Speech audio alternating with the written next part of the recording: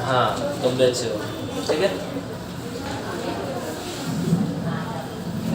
देखिए करते हैं अपन स्टार्ट, है ना। तो लास्ट क्लास में अपन जहाँ से छोड़ा था वहीं से स्टार्ट करेंगे, ओके।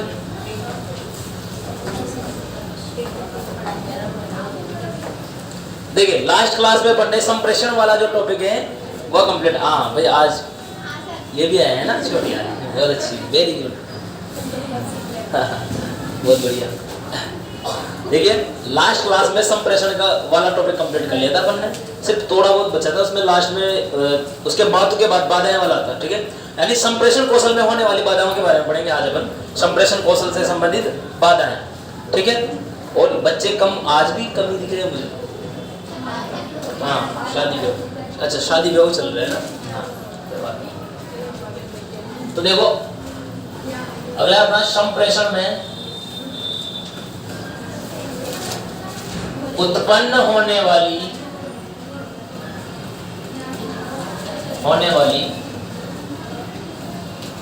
बाधा है, ठीक है। संप्रेषण में उत्पन्न होने वाली बाधा है। जो संप्रेषण जो कौशल होता है उसमें किस प्रकार से बाधाएं उत्पन्न होती है, यानी संप्रेषण में रुकावट या अवरोध, जिसे अपन कहते हैं रुकावट या अवरोध। जैसे व्यक्ति का संप्रेषण होते समय किसी प्रकार का बाह्य कारक या आंतरिक कारक या किसी भी प्रकार का जो कारक हो, ठीक है, चाहे वो भाषा संबंधित हो, चाहे पर्यावरण से संबंधित हो या व्यक्तिगत संबंधित कोई भी बाधा हो, तो वो सभी किसमें आती है, बाधाओं में, ठीक है। यानी संप्रेषण कौशल, संप्रेषण प्रक्रिया होते समय जो क्रियाएं रुकावट या अवरोध का काम करती है उन्हें बाधाएं कहते हैं। उन्हें क्या कहते हैं, बाधाएं, ठीक है। तो संप्रेषण में उत्पन्न होने वाली बाधाओं में अपन सबसे पहले देखते हैं। देखिए सबसे पहला है नंबर 1 भाषा संबंधित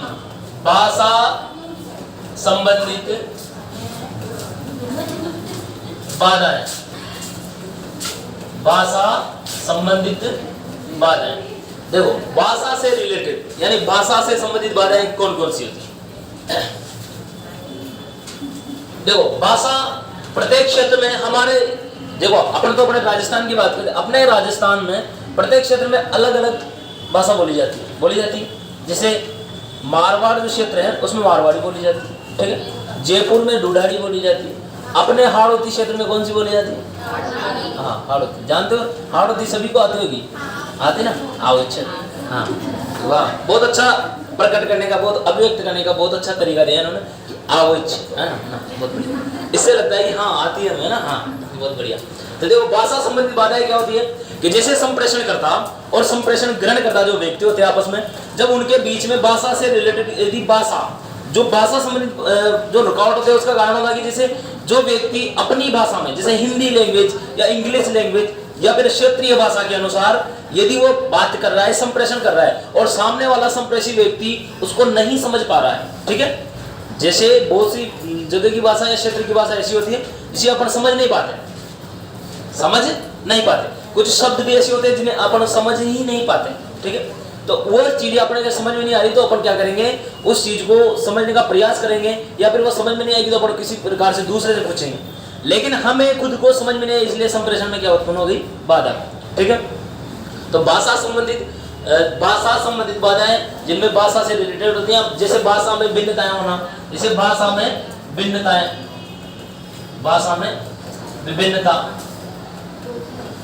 देखो भाषा में विभिन्नता हो क्षेत्र के अनुसार, क्षेत्रीय रूप में, ये अलग अलग क्षेत्र में अलग अलग भाषा का प्रयोग, और वहां पर संप्रेषण से कम्युनिकेशन प्रक्रिया यदि उसी भाषा में नहीं हो, अलग अलग भाषा में होगी तो संप्रेषण की प्रक्रिया बाधित हो जाएगी, ठीक है। अगला है अस्पष्ट भाषा हो, अस्पष्ट भाषा शैली का प्रयोग, तो ये भी संप्रेषण में बाधा होती है, अस्पष्ट भाषा शैली, ठीक है।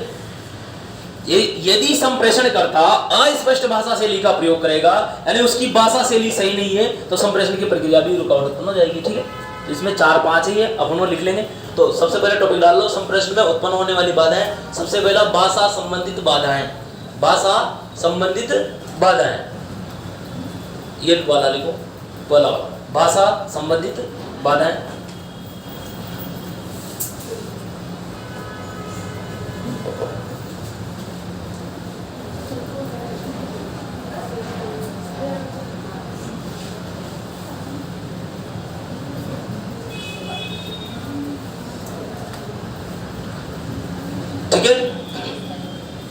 देखो भाषा से संबंधित बात हम इसमें लिखना, क्षेत्र के अनुसार भाषा में भिन्नता, क्षेत्र के अनुसार भाषा में भिन्नता होने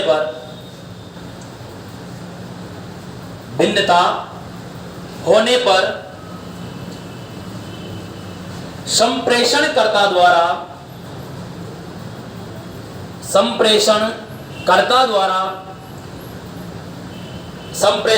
द्वारा संप्रेषित की जाने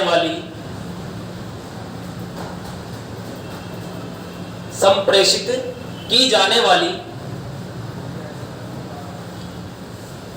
विषय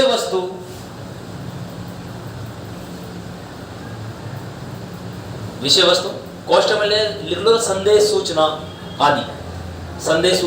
आदि विषय वस्तु उसी अर्थ व भाव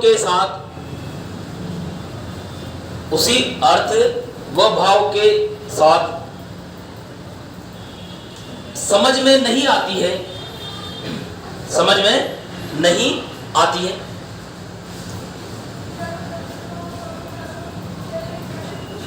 अर्थात क्षेत्रीय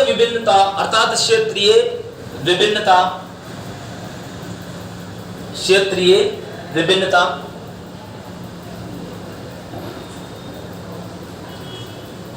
या भाषागत विभिन्नता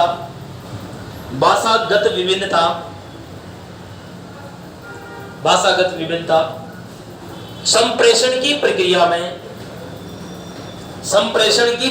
में अवरोध उत्पन्न करती हैं। भाषागत विभिन्नता संप्रेषण की प्रक्रिया में अवरोध या रुकावट उत्पन्न करती है। वही बाधा होती है, अवरोध होना, रुकावट होना, वो बाधा होती है। एक लाइन और लिख लेना इसमें, इसी में एक लाइन और लिखना। यदि संप्रेषणकर्ता द्वारा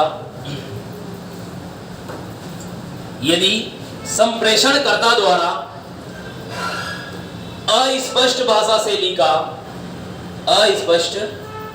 शैली का प्रयोग हो तो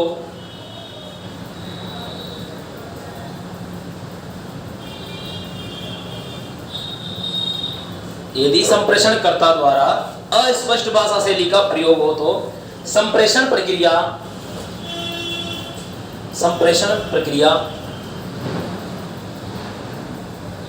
प्रभावित होती है तथा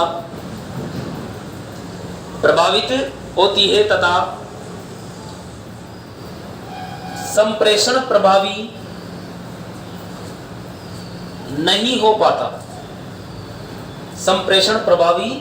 नहीं हो पाता। ठीक है, देखो इधर आगे अगला दूसरा है, देखो पर्यावरणीय, ठीक है, पर्यावरणीय या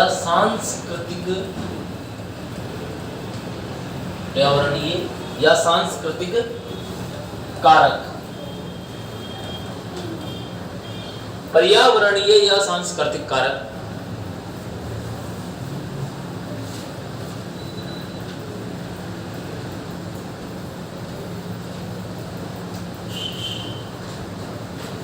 देखो पर्यावरण में, जैसे पर्यावरण में शोरगुलो, मान लो शोर हो रहा हो, तो उस कंडीशन में यदि वातावरण में यदि शोरगुल हो, यदि यहाँ अपन बहुत ज्यादा शोर कर दें, है ना, हाँ डीजे साउंड बजा दे, अपन पढ़ा रहे हो, तो शोरगुल की कंडीशन में वो पढ़ाई होगी या संप्रेषण नहीं होगा। ठीक है, तो शोरगुल पर्यावरण का एक कारक होता है। जैसे कहीं पे कुछ शोरगुल हो रहा हो और अपन अपने संप्रेषण प्रक्रिया कर रहे हो या एक कम्युनिकेशन की प्रक्रिया चल रही हो और पास में शोरगुल हो रहा हो, तो उस कंडीशन में संप्रेषण प्रक्रिया प्रभावित होगी। ठीक है, सांस्कृतिक कारकों की बात करते हैं, संस्कृति से संबंधित यानी कल्चर, जो अलग अलग क्षेत्रों का अलग अलग कल्चर होता है, तो वहाँ पर उनके हिसाब से रीति रिवाज परंपराएं वो अपनाते हैं और उसी अकॉर्डिंग उसको किसमें बोल देते हैं, उसमें किसमें संप्रेषण में, तो वो संप्रेषण भी बाधित हो जाता है। ठीक है, तो लिखो इसमें, ये भी लिखो, वातावरणीय व पर्यावरणीय कारक, वातावरणीय व पर्यावरणीय कारक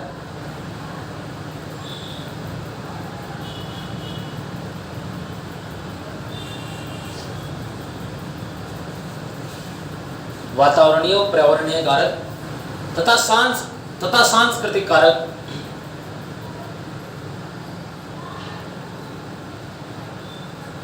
जैसे वातावरण में शोरगुल होना, जैसे वातावरण में शोरगुल होना,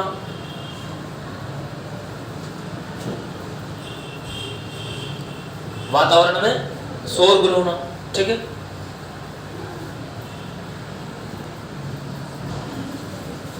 क्षेत्रीय विभिन्नताओं में, क्षेत्रीय विभिन्नताओं के आधार पर, क्षेत्रीय विभिन्नताओं के आधार पर, क्षेत्रीय विभिन्नताओं के आधार पर अलग अलग संस्कृति होना।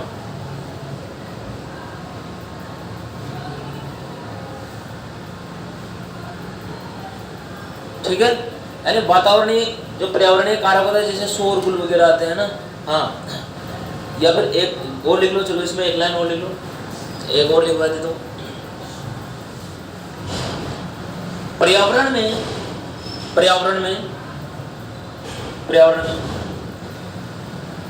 यदि सामाजिक परिवेश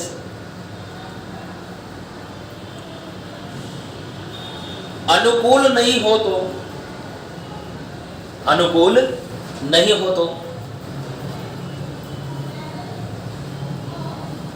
संप्रेषण अप्रभावी होता है, संप्रेषण अप्रभावी होता है।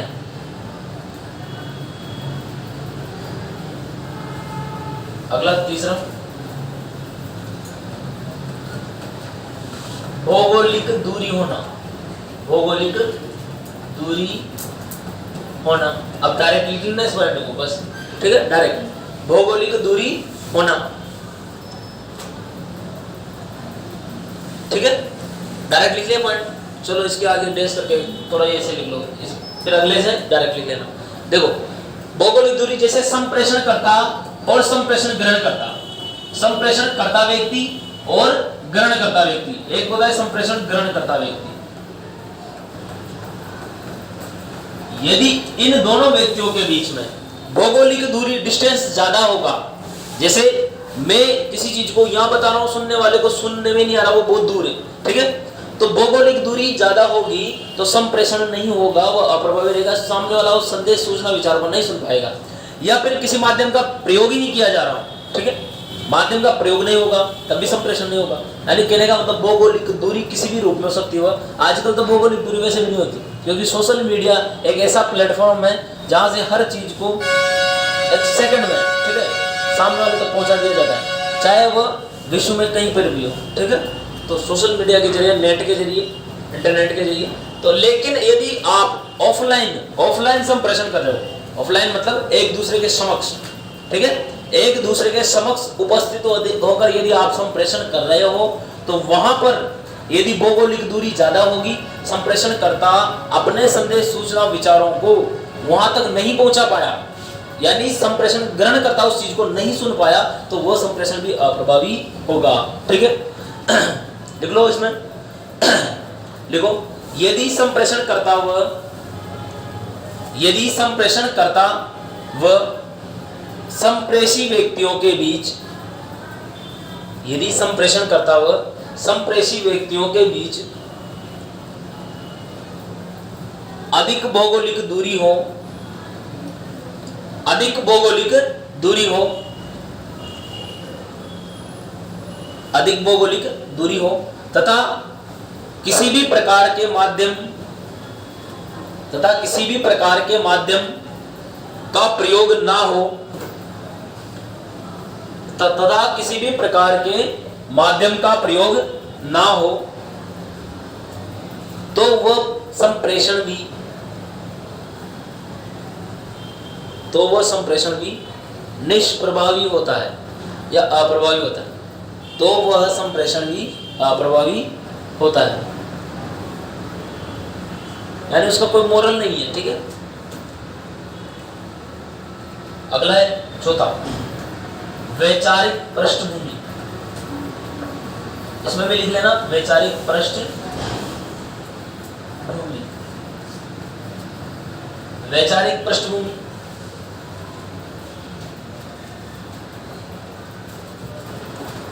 अब देखो, यदि संप्रेषण करता एक व्यक्ति बहुत सारे व्यक्तियों को संप्रेषण करवा रहा है, ठीक है, यानी उनको संप्रेषित करता है कोई भी शिक्षण संप्रेषण सामग्री को, लेकिन यदि उन सभी व्यक्तियों के विचार अलग अलग हैं, वो अलग अलग विचारों के आधार पर उसकी प्रतिपुष्टि प्रदान करते हैं, यानी सभी एक जैसा फीडबैक उसको नहीं दे रहे हैं, तो वैचारिक पृष्ठभूमि जब अलग अलग होगी, सभी के रेस्पॉन्स अनुक्रिया या प्रतिपुष्टि अलग अलग प्राप्त होगी।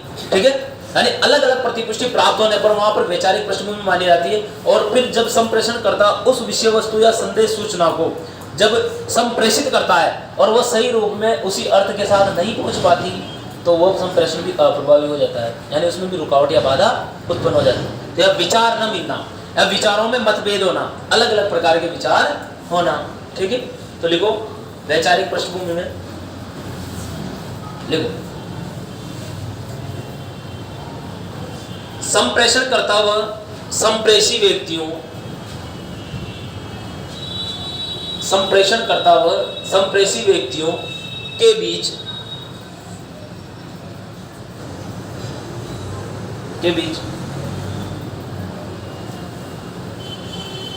सही रूप में विचारों का सही रूप में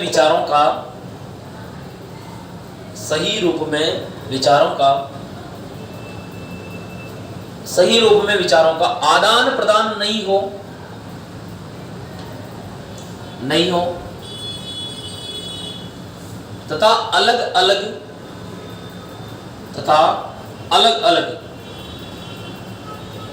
वैचारिक मत हो,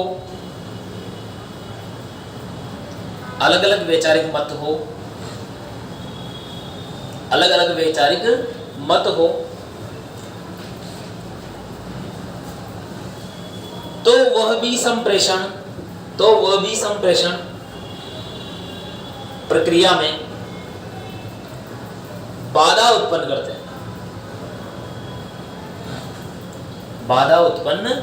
करते हैं।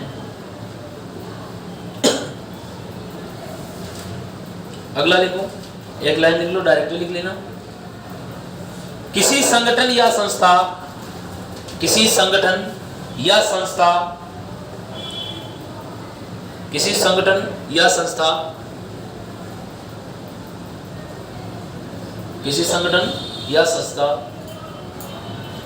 की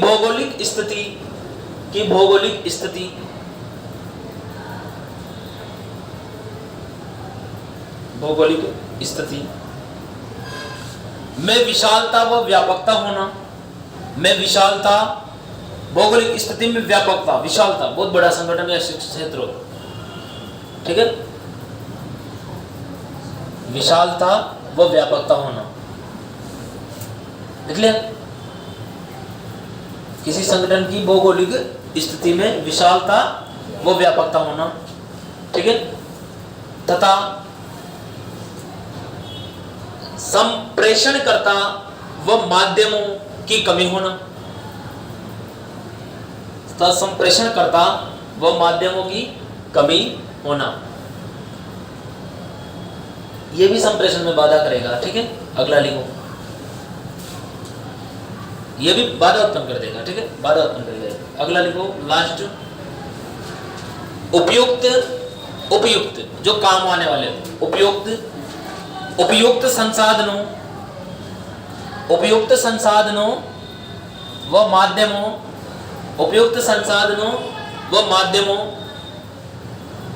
की कमी होना,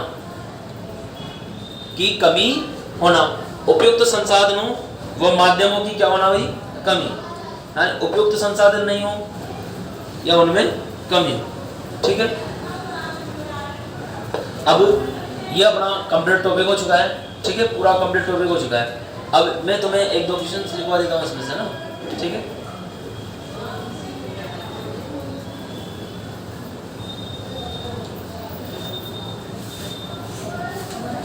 चलो एक क्वेश्चन लिखना भाई।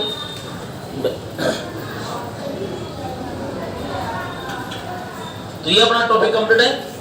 संप्रेषण में उत्पन्न होने बाधाएं कंप्लीट होगी और ये इसके साथ महत्व भी कंप्लीट हो गया। ये टॉपिक कंप्लीट हो चुका है अपना। ठीक है ना। हाँ,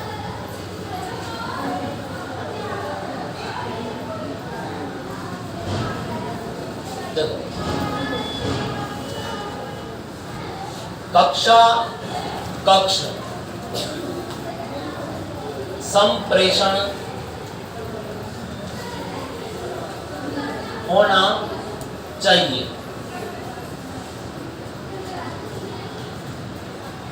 होना चाहिए।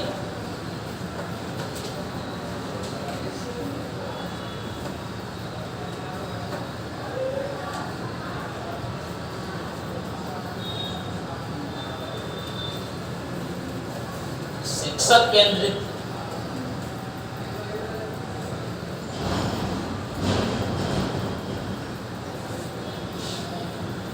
विषय वस्तु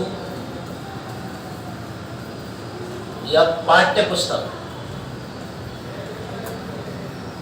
केंद्रित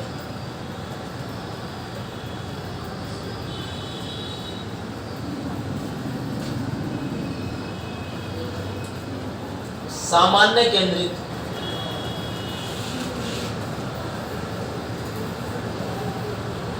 या बाल केंद्रित बाल कहते हैं शिक्षार्थी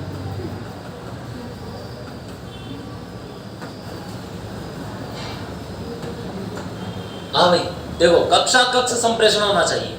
कैसा होना चाहिए? देखो ऑप्शंस को देखेंगे। कक्षा कक्ष जैसे ये एक कक्षा है, कक्षा कक्ष का संप्रेषण होना चाहिए। ये क्या है कि कक्षा। अब कक्षा कक्ष का संप्रेषण किसके अनुसार होना चाहिए? क्या? Very good. देखो सही है आंसर एकदम बाल केंद्रित। कौन सा रहेगा? बाल, यानी शिक्षार्थी केंद्रित या बाल केंद्रित या आंसर सही रहेगा। ध्यान ये आंसर किस किस को लग रहा था? आप तो बता दो किस किस को लग रहा था? भाई बोलने में तो उन्होंने बोला सबको लग रहा था। क्या लगना चाहिए? ऐसे तो क्वेश्चन आते हैं वहां पर, है ना। समझना बात को। देखो इधर देखना, इसको अपन समझते हैं। कक्षा कक्ष जो एक कक्षा कक्ष होता है, जैसे ये एक कक्षा कक्ष संप्रेषण होना चाहिए। बच्चों से ऐसे क्वेश्चन पूछते हैं वहां पे। तो शिक्षक केंद्रित में क्या होता है? जहां पर शिक्षक स्वयं अपने अनुसार पढ़ाए। अगर मान लो बालकों की इच्छा के अकॉर्डिंग या बालकों की मनस्थिति को भी देखा जाता है, हर चीज को बालकों का लेवल भी देखा जाता है। ठीक है, तो बाल आजकल आरटी 2009 के बाद में ये तय हो चुका है कि बाल केंद्रित शिक्षा प्रणाली को ही लागू किया जाए। कौन सी शिक्षा प्रणाली? बाल केंद्रित, जहां पर बालकों के स्तर अनुकूल पाठ्यक्रम हो।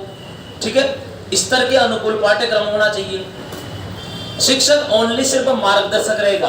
शिक्षक क्या रहेगा? सिर्फ मार्गदर्शक, यानी जो मार्गदर्शन का काम करेगा ओनली। ठीक है, मार्गदर्शक। भाई यही सब कुछ नहीं है भाई, ये जो पढ़ा देगा वही ये सही है कि बस यही पढ़ो। और देखो पाठ्य पुस्तक केंद्रित या विषय वस्तु केंद्रित, ये भी नहीं, क्योंकि पाठ्य पुस्तक केंद्रित सिर्फ उसमें पाठ्य पुस्तक से संबंधित हो। आजकल ये भी आया है आरटी 2009 के बाद में कि बालकों का सर्वांगीण विकास होना चाहिए। कौन सा विकास? सर्वांगीण।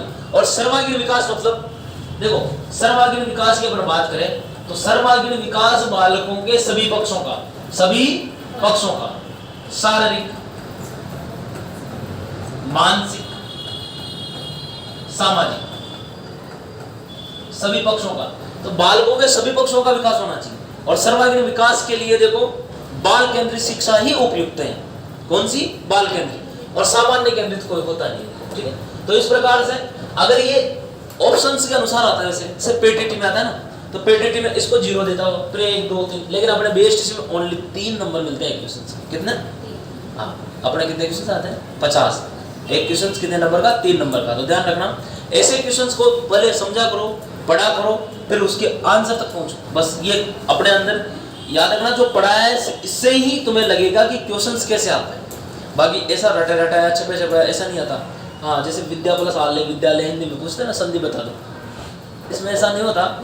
यहाँ पर देखो, यहाँ पर ये है कि समझ डेवलप होनी चाहिए, हर चीज़ को समझ के आधार पर जाएगा क्वेश्चन। बहुत सारे क्वेश्चन बहुत मिलते हैं। अभी मॉडल पेपर में देखना आप, जो बच्चा मॉडल पेपर ये सब कुछ सोल्व करता रहेगा और लास्ट ईयरों के प्रीवियस ईयर क्वेश्चन हैं उनको देखेगा, उनको सोल्व करेगा और समझेगा, वो कहीं ना कहीं इस सब्जेक्ट में ज़्यादा बेटर करेगा। ध्यान रखना इस चीज़, ठीक है। बाकी जो पढ़ाया है उस कंटेंट को भी पूर्ण विश्वास के साथ अच्छे से पढ़ो। आगे बात समझो, चलो कर लो नोट, इसको कर लिया, नोट कर लो, जिसने यहाँ कर लो।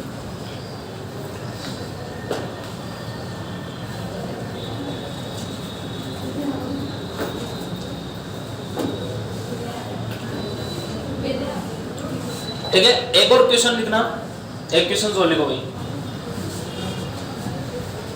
देखो, संप्रेषण प्रक्रिया के समय, लिखो एक क्वेश्चन तो, संप्रेषण प्रक्रिया के समय ध्यान रखना चाहिए, संप्रेषण प्रक्रिया के समय ध्यान रखना चाहिए।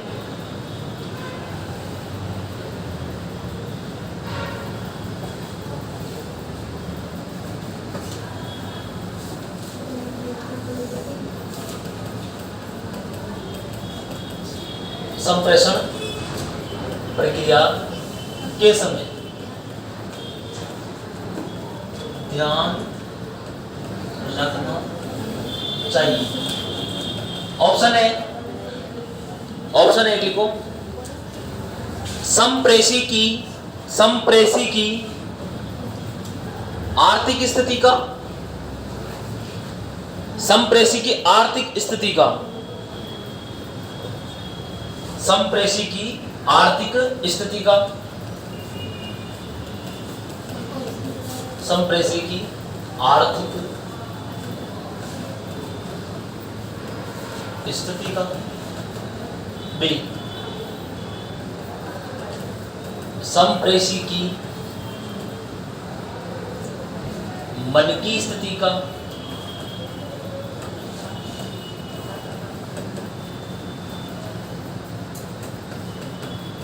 संप्रेषी की शारीरिक स्थिति का,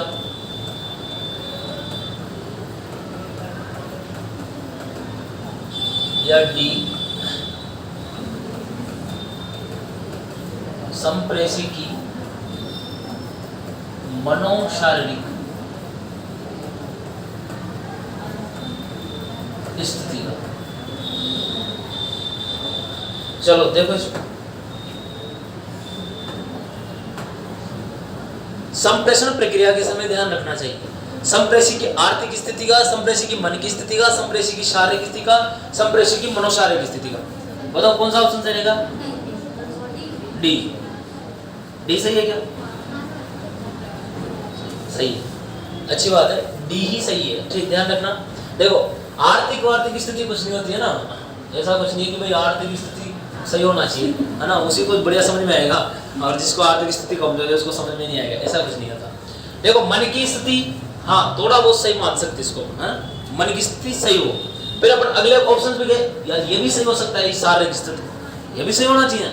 हाँ, एक तो वो बीमार हो व्यक्ति, को पढ़ नहीं सके और उसको जबरदस्ती पढ़ा रहे हो टीचर, तो शारीरिक स्थिति। और मनोशारीरिक यानी संवेगात्मक रूप से, उसके संवेगात्मक रूप से, मन की स्थिति के रूप में और शारीरिक रूप में, वो एक स्वस्थ व्यक्ति। इसलिए मनोशारीरिक स्थिति का या मनोसामाजिक स्थिति का ज्यादा ध्यान रखना चाहिए।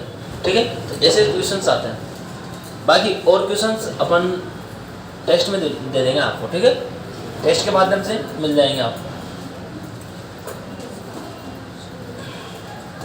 चलो एक दो क्वेश्चन और लिखवा देता हूँ छोटे, ठीक है, लिख लो।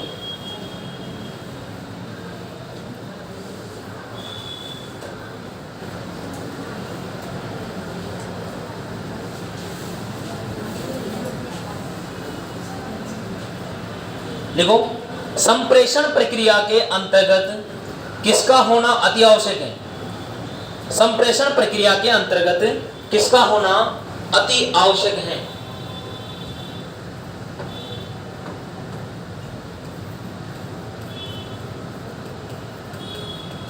संप्रेषण प्रक्रिया के अंतर्गत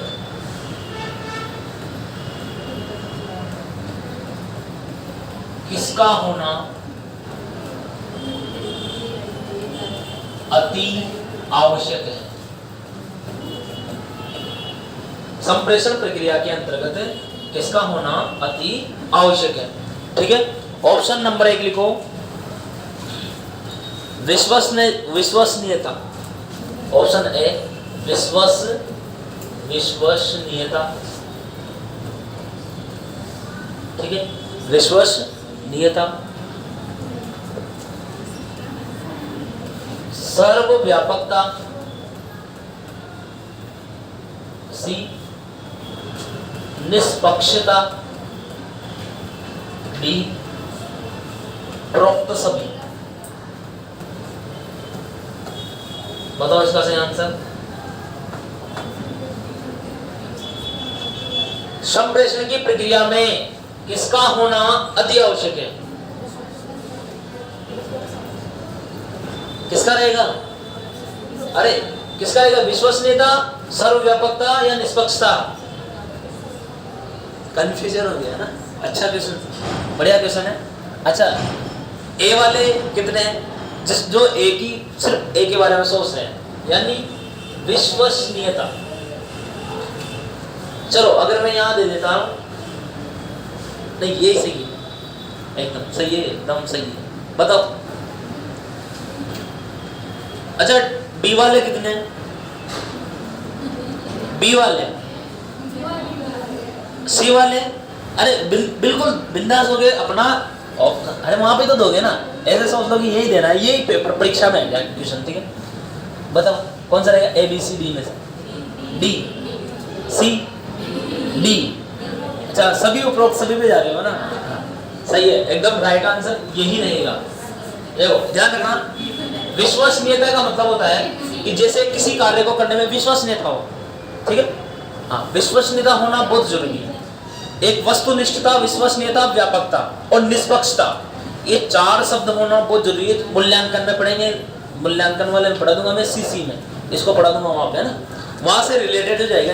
देखो ऐसे होते हैं क्वेश्चंस, एक टॉपिक से दूसरे टॉपिक को जुड़ जाते हैं आपस में। तो ये निष्पक्षता, व्यापकता, विश्वसनीयता और वस्तुनिष्ठता और वैधता, ये सभी मूल्यांकन की विशेषताएं हैं। और देखो ये संप्रेषण की प्रक्रिया से मूल्यांकन भी होता है ना। इसे मौखिक संप्रेषण के माध्यम से आपका इंटरव्यू लिया जा रहा हो, इंटरव्यू वगैरह, तो ये सब संप्रेषण होता है। ठीक है, तो देखो विश्वसनीयता भी होना जरूरी है, सर्वव्यापकता और निष्पक्षता। तो आंसर कौन सा सही रहेगा? उपरोक्त सभी। आगे बात में अगला क्वेश्चन, एक क्वेश्चन सॉल्व कर लो, फिर उसके बाद अगला टॉपिक स्टार्ट करेंगे।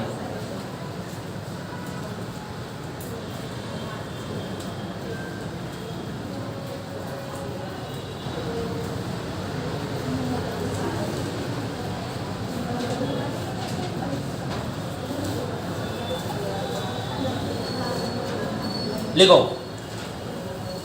निम्नलिखित में से कौन सा कथन, निम्नलिखित में से कौन सा कथन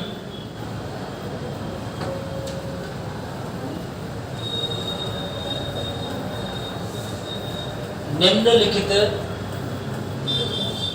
में से कौन सा कथन संप्रेषण के संदर्भ में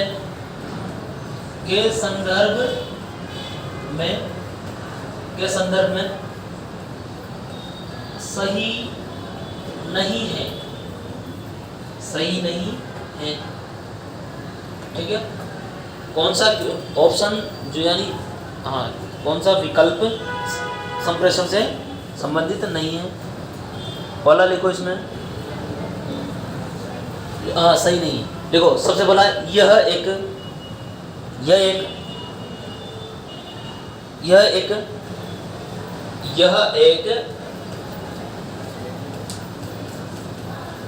पारस्परिक पारस्परिक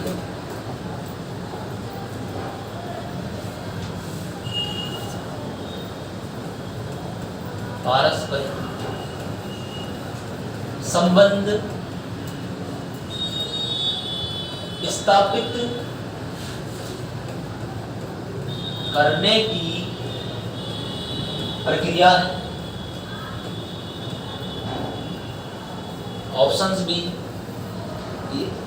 ऑप्शंस बी लिखो।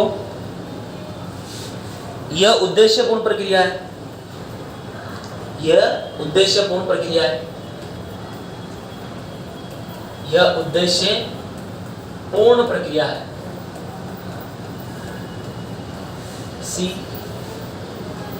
यह स्थिर प्रक्रिया है।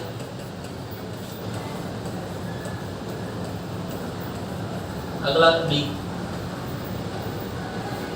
यह मनोशारीरिक प्रक्रिया है। बताइए आंसर इसका। हाँ भाई, कौन सा सही रहेगा? हाँ, सही नहीं है, ध्यान रखना, सही नहीं है, यानी जो गलत है। हाँ, सी एकदम सही आंसर है तुम लोगों का। Very good. देखो, पारस्परिक संबंध स्थापित करने की प्रक्रिया है, किसी उद्देश्य की सहायता से लक्ष्यों की ओर बढ़ने की प्रक्रिया है, मनोशारीरिक प्रक्रिया है। तो स्थिर प्रक्रिया नहीं होती, यह लगातार चलती रहती है, लगातार चलने वाली, जब तक प्रतिपुष्टि सकारात्मक प्राप्त ना हो जाए। ठीक है, तो आगे बात समझ, ऐसे क्वेश्चन आते हैं। बाकी 10, 15, 20 क्वेश्चन हो रहे हैं। मैं तुम्हारे जो टेस्ट होगा ना, टेस्ट वगैरह में इसमें डलवा देंगे, उसमें से देख लेना, करवा देंगे। और फिर इसको जिस क्वेश्चन में तुम्हें डाउट रहेगा क्लास में ही अपन उसको सोल्व कर लेंगे। ठीक है, लास्ट ईयर के क्वेश्चंस या इंपॉर्टेंट जो क्वेश्चंस होते हैं उन्हीं को मैं ऐड करूंगा। ऐसे तो बहुत सारे क्वेश्चन होते हैं, जैसे संप्रेषण में कौन सी बाधा नहीं होना चाहिए, ये तो अपन सब कर सकते हैं। संप्रेषण का बाधक क्या है, संप्रेषण की प्रक्रिया के तत्व और घटक कितने होते हैं, ये सब नॉर्मल क्वेश्चन है। कम्युनिकेशन का अर्थ क्या है, ठीक है, कौन सी भाषा से लिया गया है, ये तो कहीं ना कहीं तुम लोगों को पता ही है, पता है ना। बताओ, कम्युनिकेशन शब्द कौन सी भाषा से लिया गया? अच्छा, कौन है जो आज ही बैठे क्लास में? ऐसे कितने हैं जो सिर्फ आज ही बैठे? आज ही आए हैं, आज ही आए ना, आज के पहले कभी नहीं आए क्लास में, कोई बात नहीं, है ना। सीख जाएंगे अपन, वहीं से स्टार्ट करेंगे, सिखाएंगे सब। Very good. बढ़िया है। देखो, अच्छी बात है। कहीं मतलब बालकों के अंदर जिज्ञासा होती है, छोटे बच्चे जिज्ञासु होते हैं ज़्यादा, जिज्ञासा उनके अंदर प्रबल इच्छा होती है, हाँ, पढ़ने की, कोचिंग जाने की, ऐसे कुछ ना कुछ चीज़ें।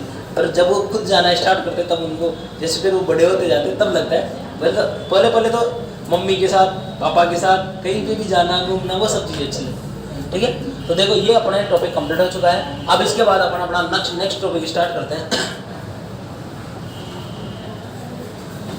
अगला है अपना दूसरा टॉपिक रहेगा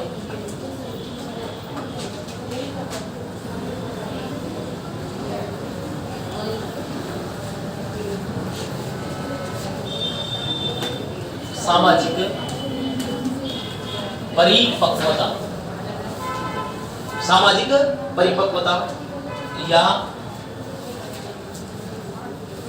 सामाजिक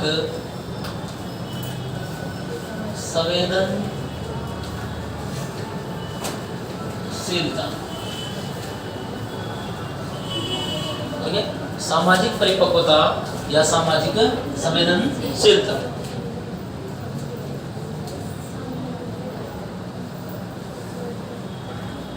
इधर सोशल मैच्योरिटी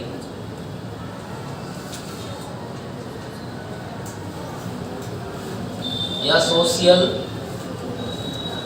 सेंसिटिविटी। सेंसिटिविटी, ठीक है, सोशल सेंसिटिविटी और सोशल मैच्योरिटी। देखिए, अब एक बात, पहले इसको कंप्लीट अपन पढ़ेंगे पूरा, पर इसके पहले मैं तुम्हें बता दूं, हमने जो अपना लास्ट अभी जो टॉपिक कंप्लीट किया है संप्रेषण, ध्यान रखना उसमें एक तो अर्थ की बात। अर्थ क्या होता है भाई? कॉमन या सामान्य बनाते हुए समझ स्थापित करना। कॉमन या सामान्य बनाते हुए समझ स्थापित करना। तो अर्थ पढ़ लेना, परिभाषा पढ़ लेनी है, उद्देश्य पढ़ लेनी है, उद्देश्य, विशेषताएं, संप्रेषण की प्रक्रिया के तत्व घटक, ठीक है। और क्या पढ़ा पढ़ने इसमें, बाधाएं, उसके पहले महत्व भी पढ़े, ठीक है, और सिद्धांत पढ़े, ठीक है। तो उद्देश्य, विशेषताएं और सिद्धांत, ये सभी को एक बार अच्छे से पढ़ लेना है तुम्हें, ध्यान रखना चाहिए। हाँ, एक बार पढ़ लेना है, बाकी तुम्हें याद हो गया मुझे पता है, ठीक है। तो देखो इधर सामाजिक परिपक्वता या सामाजिक संवेदनशीलता क्या होती है। तो सबसे पहले अपन बात करते हैं समाज, सबसे पहले बात करते हैं समाज की। समाज क्या होता है भाई, क्या होता है समाज? सोसाइटी, सोसाइटी जो होती है ना, देखो जहाँ हम निवास करते हैं, जहाँ हम निवास करते हैं, हाँ, वो पर्यावरणीय वो माहौल जहाँ हम रहते हैं, जहाँ हमारे आसपास के लोग रहते हैं, आस पड़ोस के व्यक्ति रहते हैं, है ना, और साथ में कुछ परंपराएं, रीति रिवाज आपस में जुड़े हुए रहते हैं, ये होता है। देखो वो क्षेत्र जहाँ पर बहुत सारे व्यक्ति नहीं, व्यक्तियों का समूह विशेष निवास करता है, ठीक है, समूह विशेष निवास करता है। जैसे हमारा एक परिवार होता है और बहुत सारे परिवार मिलकर के एक समाज, सोसाइटी का निर्माण करते हैं, समुदाय का, ठीक है। और वहाँ पर आपस में जुड़ी हुई रीति रिवाज होते हैं, परंपराएं होती है, वो सभी आपस में जुड़ी हुई होती है एक व्यक्ति से दूसरे व्यक्ति के साथ, ठीक है। तो वो होता है समाज, वो होता है क्या, समाज। अब देखो समाज में जब बच्चा, जो बालक होते हैं, जो बालक जो होते हैं समाज में धीरे धीरे क्या होता है, परिपक्व होते हैं। हम जब छोटे बच्चे थे तो हम भी जब छोटे बच्चे थे तो हमें भी सामाजिक गुणों के बारे में जानकारी प्राप्त नहीं थी ना। हम सामाजिक गुणों के बारे में या सामाजिक परंपराओं के बारे में या रीति रिवाजों के बारे में नहीं जानते थे जब हम शेषवावस्था से में थे। फिर हम बाल्यावस्था में आए, फिर हम किशोरावस्था में आए, फिर प्रौढ़ावस्था में आए, धीरे धीरे, ठीक है। तो हमने क्या किया, देखो हर अवस्था में हमने धीरे धीरे सामाजिक गुणों को सीखने का प्रयास किया या सामाजिक गुणों को सीखा। सामाजिक गुणों को क्या किया अपन ने, सीखा। हाँ, छोटे बच्चे को यदि अपन सिखाते हैं, जैसे ये छोटा बच्चा है, ठीक है, छोटा बच्चा है ना, हाँ वेरी गुड, हाँ, तो छोटे बच्चे को जब घर वाले सिखाते हैं, सिखाने का प्रयास करते हैं, तो बच्चा उस चीज़ को सीखता है ना कि हाँ ये वो है, उसको अपन कहेंगे। जैसे बच्चे ने आपसे आपके मतलब चुप के आपके पर्स से 10 का नोट चुरा लिया, ठीक है, माना कि, तो अब चुरा लिया तो आप क्या करोगे, बच्चे को समझाओगे ना। तो बच्चे को समझाने के लिए क्या कहोगे कि बेटा अगर चोरी करने से पुलिस पकड़ के ले जाती है, चोरी करने वाले को पुलिस पकड़ के ले जाती है, जो चोरी करता है उसको कौन पकड़ के ले जाती है, पुलिस। तो बच्चे ने सोचा कि भाई पुलिस क्या होती है, तो मम्मी से पूछेगा कि पुलिस क्या है, ठीक है, मम्मी पापा किसी से पूछेगा पुलिस क्या होती है, फिर वो बताएगी कि बेटा पुलिस वो होती है जो कोई भी चोरी अपराध जो करते हैं उनको दंड देती है, उनको क्या करती है, दंड देती है। तो बच्चे उस चीज़ के प्रति अपनी इमेज बनाएगा, सोचेगा, ठीक है, हाँ, और फिर आगे से ध्यान रखेगा, सीख लिया उसने इस चीज़ को। तो समाज में एक जुड़ी हुई परंपरा है, रीति रिवाज है, ये सभी या कोई भी नैतिक गुण है, इन सभी को वो क्या करता है, धीरे धीरे सीखता है और सीखता रहता है जीवन में, ठीक है, हाँ। तो ये होती है सामाजिक परिपक्वता कि किसी व्यक्ति के द्वारा, किसी व्यक्ति या बालक के द्वारा, किसी व्यक्ति या बालक के द्वारा समाज के बनाए गए रीति रिवाज, कायदे कानून व परंपराओं को, रीति रिवाज, कायदे कानून व परंपराओं को सीखते हुए अपने जीवन में धारण कर लेना, सीखते हुए अपने जीवन में धारण कर लेना, ये क्या होती है, सामाजिक परिपक्वता। आगे बात समझ में, इसका अर्थ समझ में आ गया ना क्या होती है, ठीक है, हाँ। तो लिखो सबसे पहला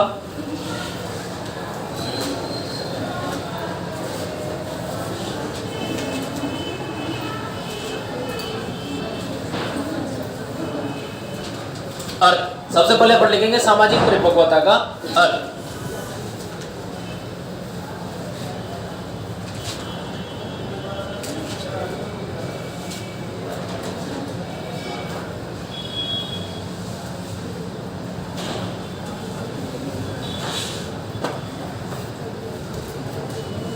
अर्थ लिखेंगे सबसे पहले,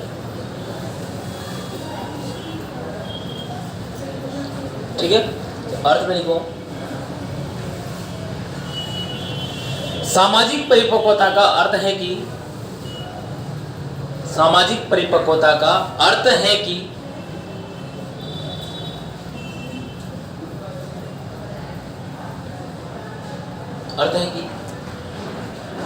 समाज के द्वारा समाज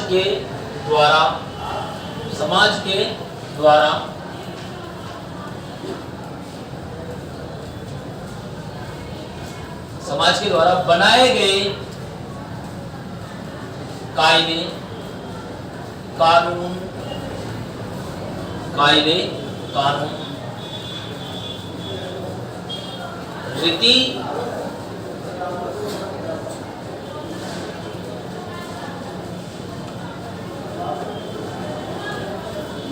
रीति रिवाज व परंपराओं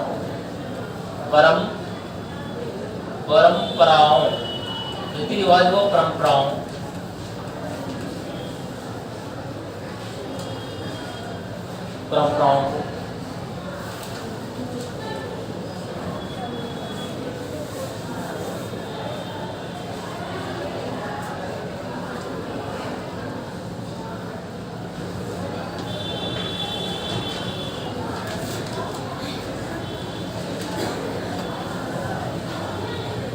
को व्यक्ति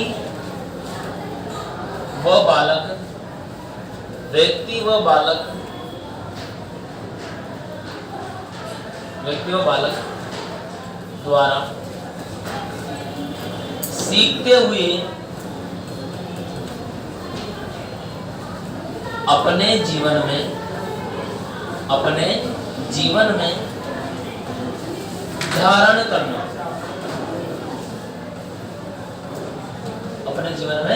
धारण करना, ठीक है,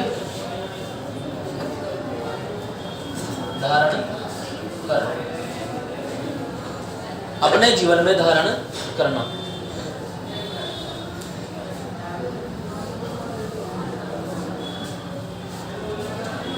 ठीक है, तो ये अर्थ की बात हो गई कि समाज के द्वारा बनाए गए रीति रिवाज और परंपराओं को अपने जीवन में, यानी कोई भी रीति रिवाज हो, जैसे कोई भी रीति रिवाज, परंपराएं, कायदे, कानून को व्यक्ति